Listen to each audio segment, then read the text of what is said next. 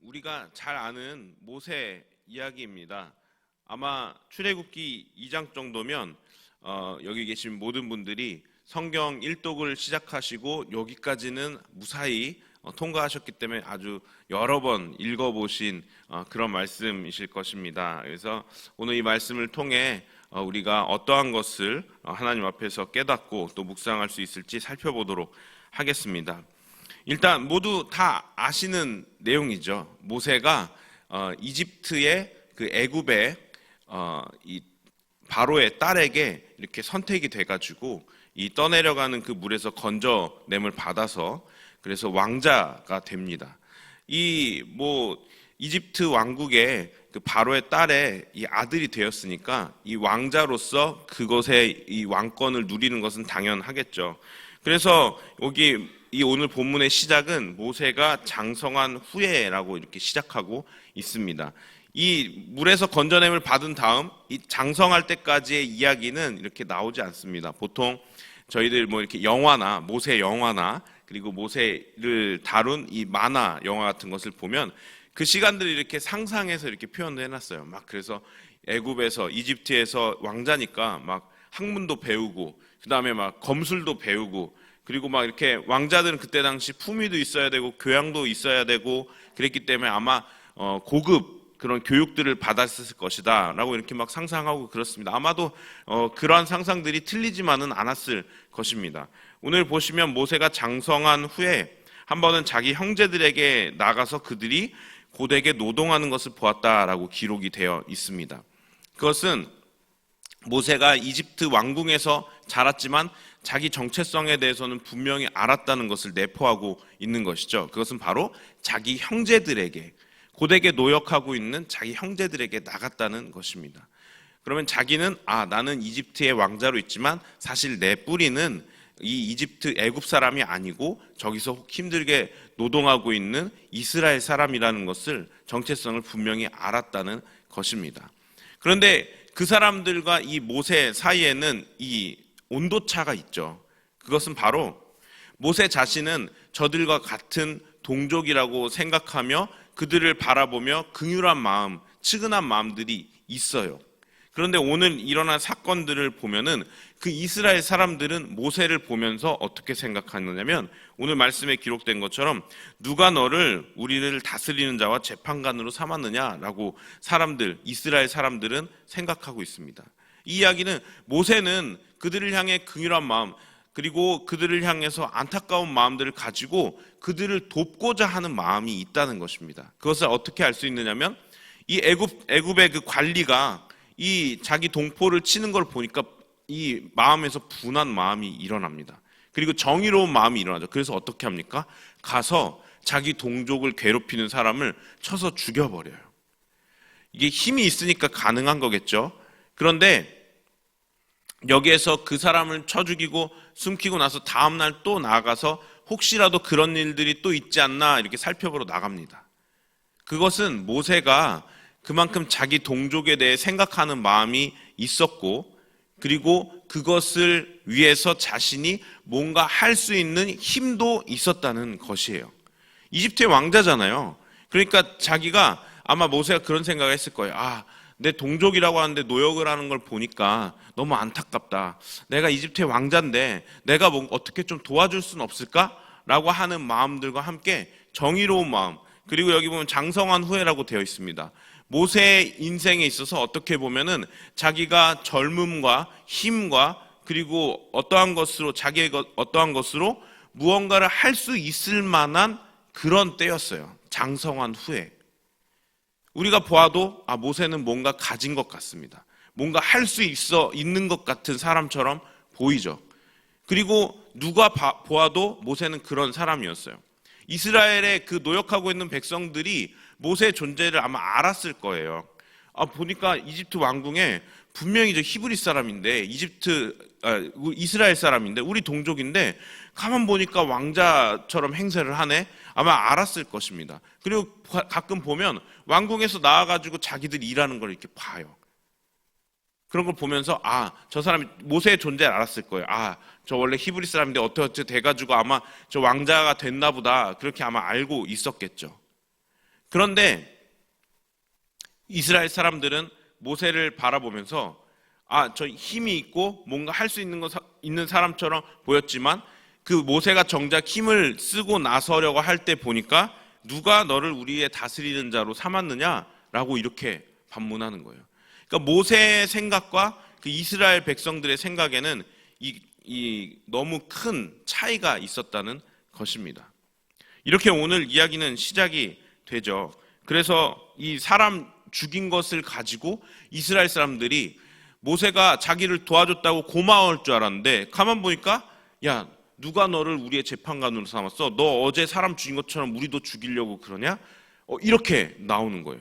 그러니까 모세가 일단 처음에 큰일 났다. 이거 아무도 모를 줄 알았는데 이게 다 누군가에게 이게 알려졌구나. 그러면서 보니까 바로가 이 일을 듣고 모세를 죽이려 한다는 이야기를 들은 즉시 모세가 어떻게 해요?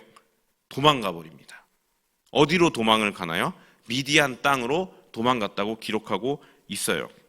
오늘 이 말씀을 보시면 미디안 땅으로 도망간 다음에 하루는 우물 곁에 앉았더라라고 기록이 되어 있습니다.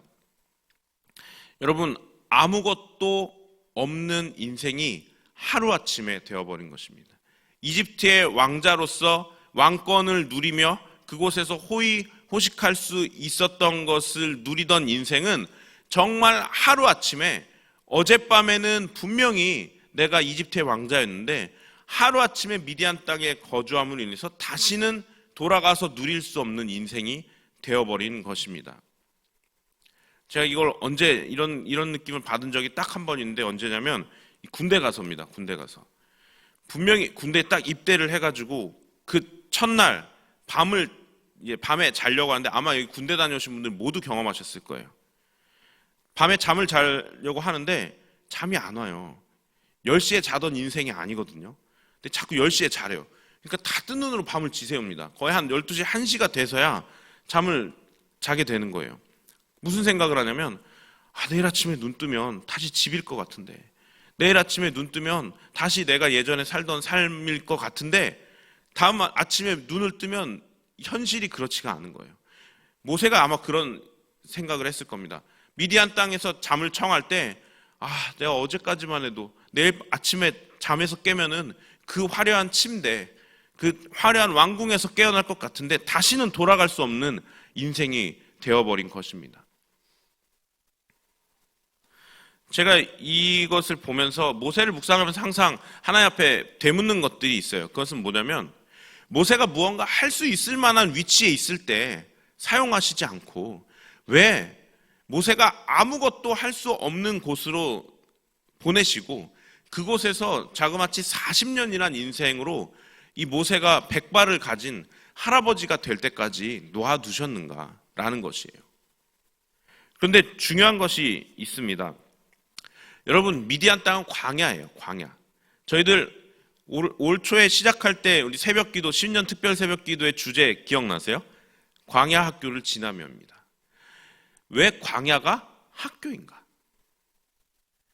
이 모세가 광야 땅에서 40년을 지나게 됩니다. 또 40년 광야하면 떠오르는 게 누구죠? 이스라엘 백성이요. 똑같아요. 모세가 40년 광야에서 지낸 것처럼 이스라엘 백성 광야에서 40년을 보내죠. 또 있습니다. 광야하면 떠오르는 사람. 누구죠? 다윗이에요. 다윗의 10년입니다. 또 있습니다. 광야하면 떠오르는 사람. 우리 예수님 40일. 왜 한결같이 성경에서 이 영향력 있는 사람들은 광야를 지났는가라는 것이에요. 오늘 모세를 살펴보니까 저는 이제 모세를 항상 묵상할 때마다 그런 마음들을 가지고 있습니다. 모세에게 광야라는 것은 그런 것입니다. 모세가 만약 무언가 할 수 있는 힘을 가졌을 때 하나님이 그를 선택하시고 이집트 출애굽을 감행하셨다면, 만약 실행하셨다면 모세 안에는 아마 그런 마음이 있었을 거예요. 내가 무언가 할 수 있는 힘을 가진 존재, 내가 하나님과 함께 하나님을 도와, 이게 하나님을 돕는다는 게 말이 안 되거든요, 사람이. 근데 아마 그런 생각을 했을 것입니다. 하나님께서 내가 이집트의 왕자로서 무언가 할 수 있을 때 나를 불러주셔서 내가 이 이집트 백성들을 우리 이스라엘 백성들이 이집트에서 구원해내는 인생으로 만들어 주시는구나 라는 그런 마음들 충분히 가질 수 있다는 것이죠. 근데 여러분 이제 뒷장 넘어가시면 아마 이런 거 발견하게 되실 거예요. 하나님이 광야에서 모세를 이제 80세가 된 모세를 부르세요. 근데 광야가 뭐라 그래요? 왜 내가 아무것도 할 수 없는 사람인데 왜 나를 부르시냐고 그렇게 말합니다. 난 입이 어눌한 사람이 내가 어떻게 바로왕 앞에 가가지고 그런 얘기를 하냐. 나는 이미 40년 전에 왕궁에서 떠나온 사람이다. 내가 누군지도 모를 거다. 막 그런 이야기를 합니다. 근데 사실은 하나님은 그래서 선택하신 거라는 거예요. 자기 힘으로 뭔가 할 수 있을 때 사람을 선택하지 않으시고 나는 못합니다. 나는 능력이 없어요. 왜 저를 선택하셔요? 라고 자기가 완전히 무너져 내린 자아에 하나님이 찾아가시는 거예요. 내가 너 쓸 거야. 하나님은 왜 그러실까요? 다윗 10년 동안 광야 생활, 다윗은 심지어는 왕으로 기름 부음 받았죠. 그러니까 제가 만약 다윗이었으면 기름 부음 이렇게 받고 나서 내가 왕이 되겠구나. 그게 언제쯤 될까? 라는 생각으로 기대하면서 살았을 것 같아요. 그래서 짧게는 1년, 2년 지나면서 그쯤이면은 왕이 되지 않을까 했는데 웬걸요? 왕은커녕 광야 인생이 돼버렸잖아요. 10년 동안 쫓겨다녔습니다. 이 다윗이 10년 동안 한 것은 이 죽을까봐 쫓겨다니는 불안한 인생이었어요. 늘 밤에 잠을 잘 때마다 칼을 옆에다 두고 혹시라도 나를 해하려 하는 사람들이 올까 두려워 떠는 마음으로 살았던 인생이 다윗의 인생이에요. 하나님은 그 광야를 통해서 자기 자신, 이 다윗이 가진 힘, 모세가 가진 힘들이 다 빠지기 원하셨던 것은 아닐까.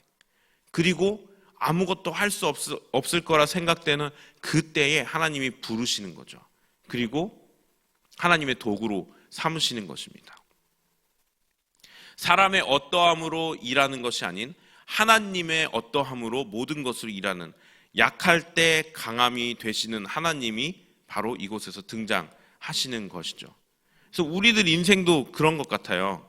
지금 광야를 지나고 계시는 느낌을 받으십니까? 잘 가고 계신 것이라고 제가 격려해드리고 싶습니다. 잘 가고 계시는 거예요. 하나님이 우리 인생을 다듬고 계시는 거죠. 왜요? 그러니까 하나님 뭔가 우리 인생을 어디 크게 쓰시려고 이렇게 생각 안 하셔도 됩니다. 그게 아니고 우리들을 하나님의 뜻대로 빚어가시기 위해서 광야가 필요한 거예요. 모난 곳을 계속 깎아내시는 거죠. 왜? 그렇게 하지 않으면 하나님의 뜻이 우리의 인생에 온전히 이루어지지 않기 때문입니다. 우린 죄인이기 때문에 우리의 있는 모습 그대로로는 하나님의 뜻을 이룰 수 없는 존재들이에요. 우리가 있는 모습 그대로 하나님 앞에 갈 수 있습니다. 그런데 그렇게 할 때 하나님은 우리의 이 모습을 하나님께서 빚어 가시는 것입니다. 그 인생이 바로 광야를 지나는 인생이 된다는 것이죠. 말씀을 마치기 전에 제가 한 예화를 드리고 싶습니다. 제가 미국에서 공부할 때 이 한국에서 아마 그런 게 좀 쉽지 않을 것 같은데 정말 독특한 교수님이 한 분 계셨어요. 70세가 이제 넘으셔가지고 은퇴를 하셔야 되는데 은퇴를 안 하시고 계속 강의를 하시더라고요. 참 이렇게 열정도 대단했지만 정말 독특한 분이셨습니다. 저희가 이 70세 넘으신 분이 23세기에서 오신 분 같다고 얘기했었어요. 그러니까 미래에서 온 사람 같다는 얘기를 했어요. 너무 독특했어요. 사람이 어떻게 그런 생각을 하면서 살 수 있나 했는데 너무 똑똑하고 너무 독특한 사람이었는데 그 교수님이 하루는 집에 초청을 하시더라고요. 학생들을. 이 보통 있는 일은 아니잖아요. 학교 강의를 마친 다음 집에 초청을 하셔서 집에 오라고 주소를 주셨는데 여기 집이 2시간 거리인 거예요. 그래서 여기서 그리고 나서 이제 교수님 차를 봤는데 항상 흙탕물이 튀어 있었거든요. 이제 알겠는 거예요. 저기서 오시느라고 항상 세차를 안 한 게 아니고 흙탕물이 튀어 있었던 거구나. 그리고 하루 이제 그 함께 수업 들었던 우리 학생들이랑 교수님 집에 방문을 하게 됩니다. 2시간을 달려서 갔어요. 갔더니 집이 어딘 줄 아세요? 여러분, 미국에 광야가 있거든요. 미국에는 사막이 있어요. 그 땅덩어리 넓기 때문에 정말 아무것도 없고 아무도 살지 않는 곳에 정말 신기한 게 저 허름하지만 큰 집이었어요. 집이 한 3층짜리 집이었거든요. 근데 지은 지 너무 오래된 집, 3층짜리 집이 으리으리한 집이 하나가 이렇게 딱 있는 거예요. 근데 3층짜리 집이 으리으리하면은 거기 있으면 안 되잖아요. 근데 거기에 굉장히 으리으리하지만 겉은 굉장히 삭고 낡은 한 100년은 돼 보일 법한 집이 하나 있는데 거기로 우리를 안내하시더라고요. 들어갔더니 너무 신기한 게 뭐였냐면 2층하고 3층에 방이 한 50개 정도 있습니다. 그 방에 누가 사는 줄 아세요? 그 미국에서 이 노숙자들 있잖아요. 그리고 병 걸려서 이제 죽을 날이 얼마 안 남은 사람들을 데려다가 마지막을 함께 살고 계시는 거예요. 그러니까 저희들은 너무 충격적이었어요. 이 생각하는 패러다임이 다른 것입니다. 성경을 있는 대로 살아내기 위해서 그리고 나서 교수님이 뭐라고 하는지 아세요? 나는 일부러 광야로 들어온 삶을 선택했어 그러시는 거예요. 너무 독특해요 사람이. 근데 그 말씀을 하시는데 이 마음속에 이 하나님의 진리가 빡 와서 꽂히는 거예요. 그러면서 교수님이 그러시더라고요. 하나님 음성 들으려면 광야로 나가야 돼. 그래서 나는 광야로 나왔어. 그러시는데 너무 신기하고 말도 안 되는 것처럼 보이는데 그게 이 사람 진짜구나. 이 사람 진짜 하나님 경외하는 사람이구나 느껴지는 거예요. 거기에서 가난한 사람들 돌보며 살아가는 거예요. 그러면서 막 한 달에 한두 번씩 장례를 치러요. 왜냐하면 가난한 사람들 데려다가 이제 죽기 얼마 안 남은 사람 데려다가 그렇게 살고 있거든요. 그러니까 한 달에 한두 번씩 장례 치느라고 막 학교도 가끔 늦고 그래요. 근데 그런 인생이 있더라고요. 숨겨진 그런 광야의 삶을 사는 인생이 있는 것 같습니다. 한국에서 안 된다는 거 했던 게 왜냐면 한국에서는 그런 것을 못 찾아요. 땅덩어리가 좁아서 사람의 손이 항상 미치거든요. 근데 거기는요, 밤에 불 끄잖아요. 전기가 어떻게 들어왔는지도 모르겠어요. 수도는 어떻게 들어왔는지도 모르겠어요. 불 끄면 아무것도 안 보여요. 그리고 마당에다가 개를 풀어놓고 키우는데 그 왜 그러면 들짐승 들어올까봐 그렇게 키우고 있는 거예요. 이 말씀을 마치기 전에 제가 오늘 이거는 사실은 오늘 말씀을 준비하면서 생각했던 게 아니고 새벽에 일어나서 나오는데 그분이 갑자기 떠오르더라고요. 광야 하는데. 여러분, 우리가 광야 인생이라고 하지만 실제로 이 말씀처럼 하나님의 음성, 하나님 앞에 다듬어지기 위해 하나님의 뜻대로 살아가게 하기 위해서 진짜 광야로 나가는 사람이 있더라고요. 그 미국에서 그 호의호식하며 살 수 있는 교수님이잖아요. 돈 많은 사람이잖아요. 근데 그렇게 안 살고 광야로 나가는 인생. 선택하는 거야. 나 하나님 뜻대로 살려고 나 일부러 사람들 많은데 아니고 나 하나님 뜻대로 살려고 광야로 나왔어. 그리고 그분 눕는 침대 머리 천장 위에는 그 성경이 늘 쓰여져 있습니다. 그러니까 그분 이게 벌써 10년 전 이야기거든요. 새록새록 막 떠오르네요, 지금. 중요한 것은 이 광야라는 곳은 하나님을 경험하기 좋은 곳이라는 것입니다. 내 인생이 내가 살려고 했던 방향성이 없어지고 하나님으로 충만해질 수 있는 그런 인생. 지금 여러분들의 삶이 광야를 지나는 것 같다면 여러분들이 그러한 시간을 지나고 계시는 것입니다. 그래서 이 시간 말씀을 마치면서 우리 인생 하나님의 뜻대로 살아가기 위해서는 다듬어져야 됩니다. 우리 있는 모습 그대로, 우리가 가진 죄성 그대로는 하나님 앞에 쓰임받기 힘들어요. 우리 하나님의 뜻대로 가기가 쉽지 않습니다.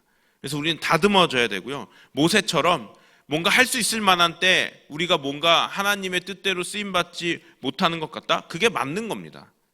우리의 힘으로, 능력으로 내가 뭔가 잘하는 것 같다라는 것으로 우리가 살아가는 그런 인생 아닙니다.